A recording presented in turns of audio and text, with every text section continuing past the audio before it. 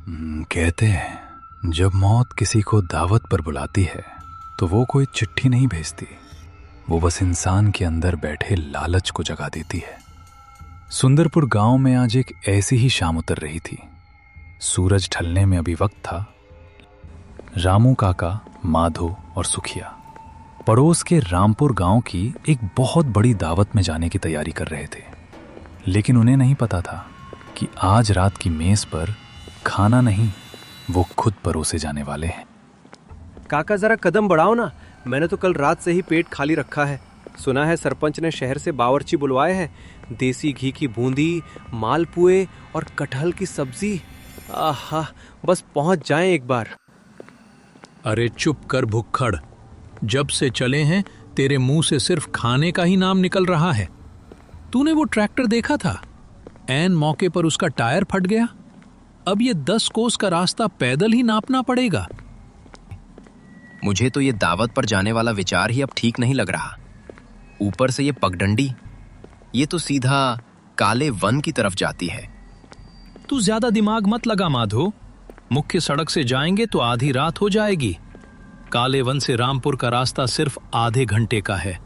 हम 3 जवान मर्द हैं, हमारे पास लाठियां हैं, क्या बिगाड़ लेगा हमारा कोई जंगल। तभी गांव की सीमा पर बरगद के पेड़ के नीचे धूनी रमाए बैठे भैरव बाबा ने अपनी आंखें खोली। उनकी आंखों में पुतलियां नहीं थीं, सिर्फ एक सफेद धुंध थी जो इंसानों को नहीं, उनकी मौत को देखती थी। दावत मौत भी जब आती है तो वो जिंदगियों की दावत ही उड़ाती है। ये बाबा किसे कह रहे हैं माधो भाई? बाबा प्रणाम, हम रामपुर जा रहे हैं। क्या आपने कुछ कहा? जिस रास्ते पर तुम जा रहे हो वहां 100 सालों से एक अकाल भूखा बैठा है।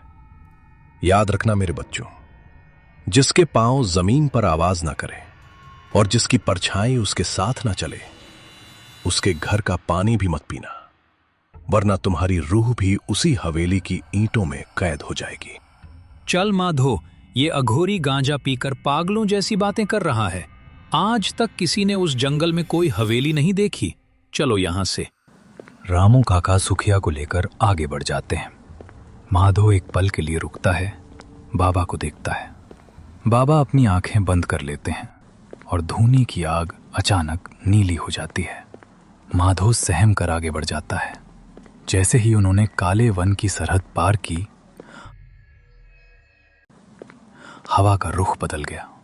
जंगल में सन्नाटा ऐसा था जैसे वहां वक्त रुक गया हो। ना कोई झींगुर की आवाज, ना किसी पत्ते के हिलने की आहट। वहां सिर्फ वो घना कोहरा था जो धीरे धीरे उनके घुटनों तक आ गया था। माधो भाई, यहाँ इतनी ठंड क्यों है? अभी गांव में तो पसीना आ रहा था और यहाँ मेरे दांत बज रहे हैं। मुझे नहीं पता सुखिया, लेकिन मुझे कुछ अजीब लग रहा है। काका, क्या आपको वो कहानी याद है जो मेरे दादाजी सुनाते थे कि 100 साल पहले इस इलाके में भयानक अकाल पड़ा था? गांव के गांव साफ हो गए थे। तो कहते हैं उस वक्त जंगल के बीचों बीच एक जमींदार की हवेली हुआ करती थी। जमींदार के पास अनाज के भंडार थे, लेकिन उसने गांव वालों को एक दाना नहीं दिया। लोग उसकी हवेली के बाहर तड़प तड़प कर मर गए और मरते हुए श्राप दे गए कि पुरानी बातें मत उखाड़ माधो, रास्ते पर ध्यान दे। अरे, ये अचानक इतने काले बादल कहाँ से आ गए? अभी तो आसमान साफ था। काका, हवा भी ठंडी हो गई है। मुझे लगता है बारिश होने वाली है। क्या हमें वापस लौटना चाहिए? पागल हो गया है? आधा रास्ता पार कर चुके हैं, अब रामपुर पास ही है, चलते रहो। हल्की हल्की बारिश शुरू हो गई। बूंदें जंगल के पत्तों पर गिरकर एक अजीब सी आवाज पैदा कर रही थी। मिट्टी की सौंधी खुशबू के बीच एक अजीब सी घुटन भी थी, और इसी घुटन के बीच उन्हें वो दिखा जो उनका ही इंतजार कर रहा था। क्या काका, वो देखो, वहां किसी की लालटेन चमक रही है।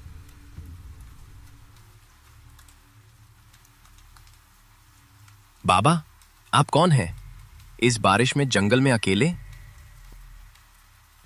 अरे बेटा, मैं तो पास ही रहता हूँ।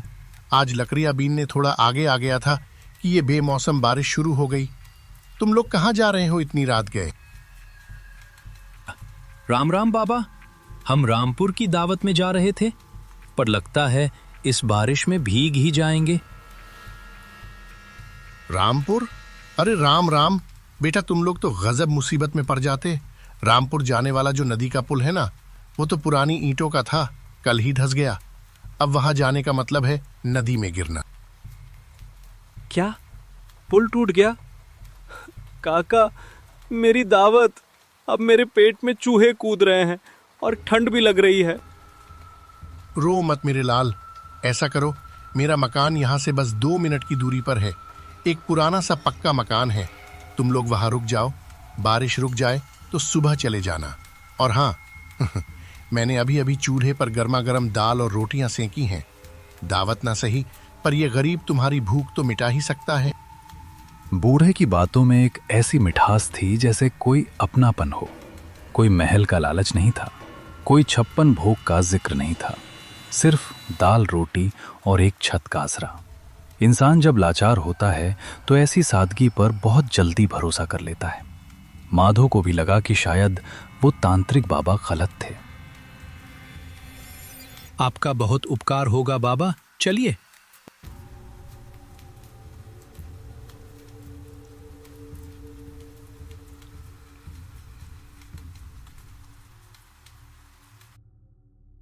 उस अनजान बूढ़े के पीछे पीछे चलते हुए वे आखिरकार उस पुराने खस्ता हाल मकान के दरवाजे तक पहुंच गए, बिना ये जाने कि वे एक घर के अंदर नहीं बल्कि अपनी कब्र में कदम रख रहे हैं। आ जाओ बच्चों, वो कोने में चारपाई है, वहां बैठ जाओ, मैं तुम्हें खाना परोसता हूं। तीनों चारपाई पर बैठते हैं। घर बहुत साधारण है। दीवारों पर मिट्टी का लेप है, एक कोने में मटके रखे हैं। बूढ़ा आदमी पीतल की थालियों में गर्म रोटियां और दाल परोसकर ले आता है। बाबा, रामपुर में तो मालपुए और कचौड़ियां बन रही थी, यहां सिर्फ दाल रोटी। चुप कर बेशरम, बाबा ने इस बारिश में हमें आसरा दिया और तू खाने में मीन मेक निकाल रहा है। बाबा, इसे माफ करना, थोड़ा नादान है। कोई बात नहीं रामू बेटा, भूख में इंसान का मन तो मचलता ही है। खाओ खाओ। बाबा, आप इस जंगल के बीच में इस पुराने मकान में अकेले रहते हैं, डर नहीं लगता? डर तो इंसानों से लगता है बेटा। जंगल के जानवर तो अपने मतलब से जीते हैं। मेरी तो उम्र गुजर गई इस चौखट पर।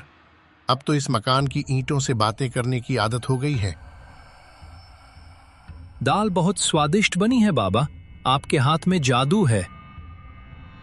जादू तो बस वक्त का है रामू।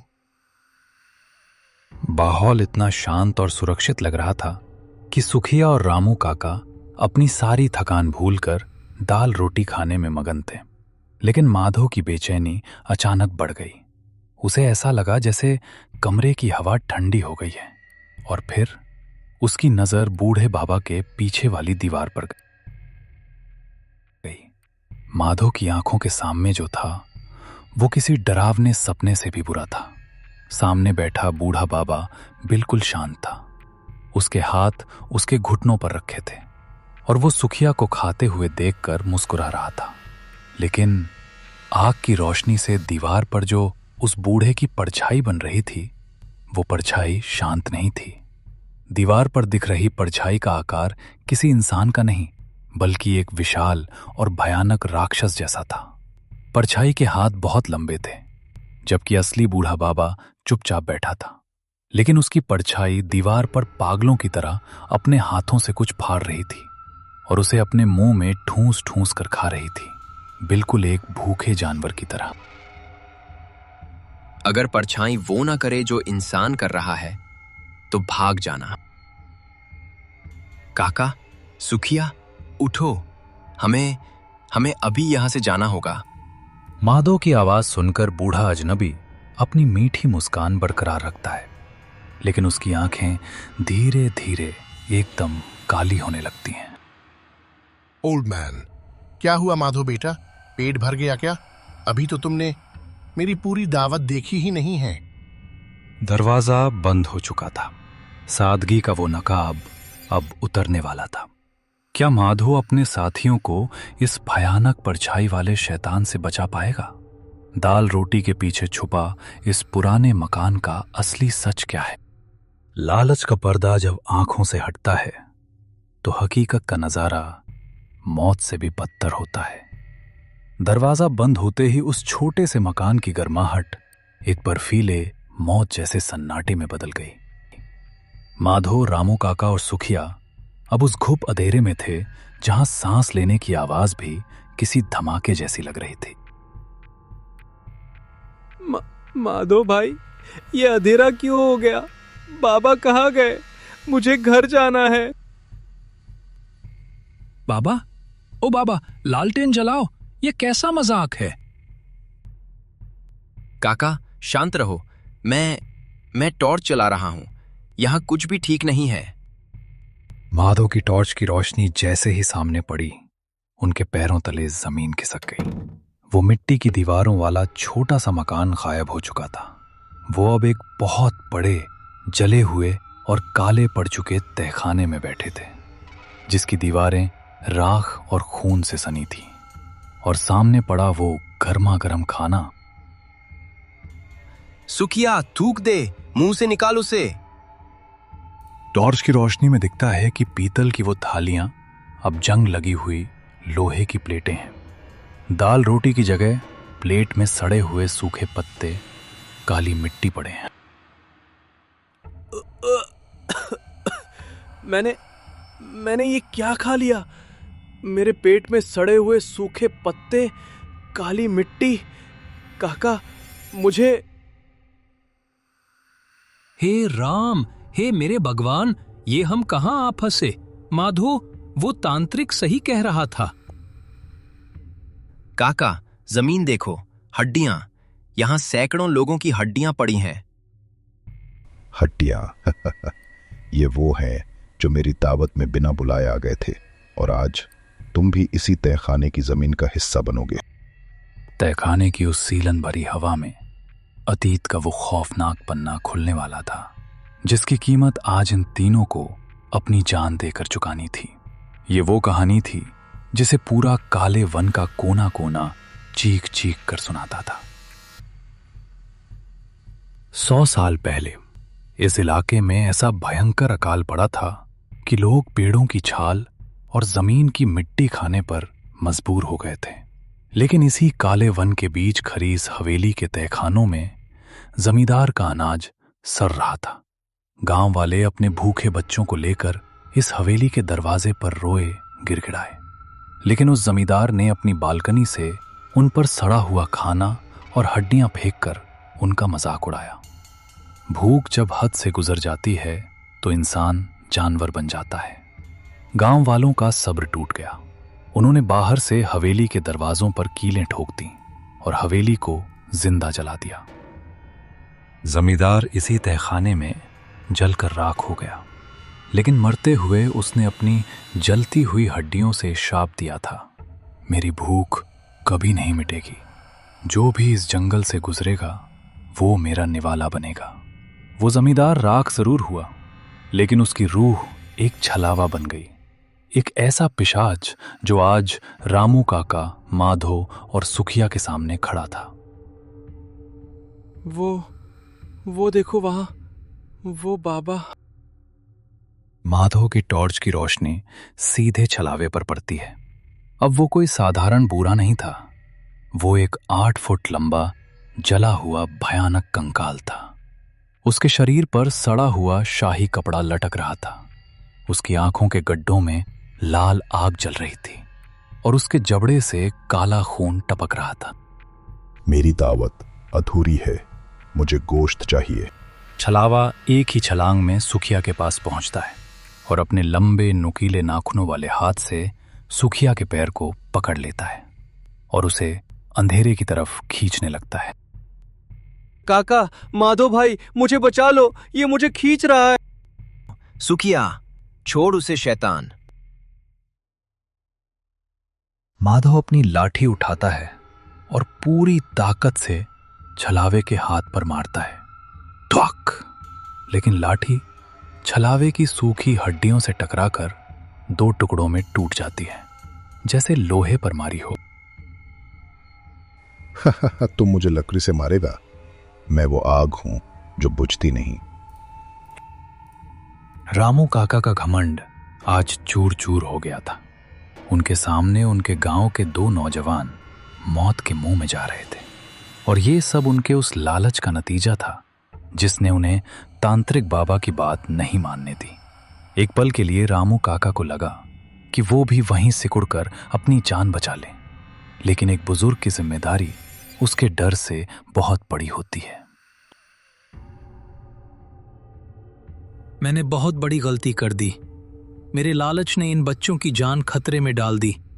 रामू काका की नजर तहखाने के कोने पर जाती है, जहां एक छोटी सी रोशनदान है, जिससे जंगल की हवा और चांद की हल्की रोशनी अंदर आ रही है। पास ही में वो चूल्हा है जिसकी आग अभी भी सुलग रही है। माधो, माधो उठ, वो देख सामने रोशनदान। वहां से बाहर निकल, सुखिया को लेकर भाग। काका, नहीं, हम सब साथ चलेंगे। नहीं माधो, ये पिशाच हमें साथ नहीं जाने देगा। मेरी बात मान। उस तांत्रिक की बात न मानकर मैंने मौत को न्योता दिया था। इस गलती की कीमत मुझे ही चुकानी होगी। रामू काका जलती हुई लकड़ी को मशाल की तरह उठाते हैं और पूरी ताकत से चिल्लाते हुए छलावे की तरफ दौड़ पड़ते हैं। छोड़ दे मेरे बच्चों को, तेरी भूख मैं मिटाऊंगा शैतान, आ मुझे खा। जल रहा है। भाग माधो, सुखिया को उठा और भाग। पीछे मुड़कर मत देखना, मेरी कसम है तुझे, भाग जा। रामू काका ने अपनी जान देकर अपने हिस्से का प्रायश्चित कर लिया था। उनकी दावत वहीं खत्म हो गई। माधो और सुखिया तहखाने से तो बाहर आ गए थे, लेकिन वो भूल गए थे कि वो अभी भी काले वन के बीचों बीच हैं। हवेली से तो वो बच निकले, लेकिन क्या ये जंगल उन्हें सुबह का सूरज देखने देगा? श्राप अभी टूटा नहीं है और छलावा अभी भी भूखा है। काले वन ने आज एक और बलि ले ली थी। रामू काका की चीखें उस तहखाने में हमेशा के लिए दफन हो गई, लेकिन उनकी मौत ने माधो और सुखिया को कुछ पलों की मोहलत दे दी थी। पर क्या वो आजादी थी? नहीं, रात अभी बाकी थी और काले वन की सरहदें अब किसी भूल भुलैया की तरह सिकुड़ रही थी। इंसान जब खौफ की आखिरी हद तक पहुंच जाता है तो उसका अपना ही दिमाग उसका सबसे बड़ा दुश्मन बन जाता है। सुखिया, चलते रहे, रुकना मत। अगर हम रुक गए तो काका की कुर्बानी बेकार चली जाएगी।